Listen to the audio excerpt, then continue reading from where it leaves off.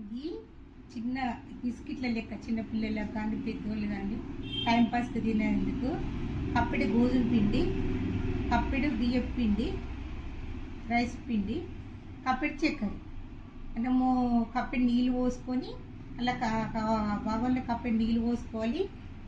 కప్పెడు నీళ్ళు పోసుకొని చక్కెర వేసుకోవాలి. కప్పెడు నీళ్ళు పోసి కప్పెడు చక్కెర వేసి నీళ్ళు మసిలేటప్పుడు బియ్యం పిండి కప్పెడు, గోధుమ పిండి కప్పెడు మంచిగా ఉప్పుకోవాలి.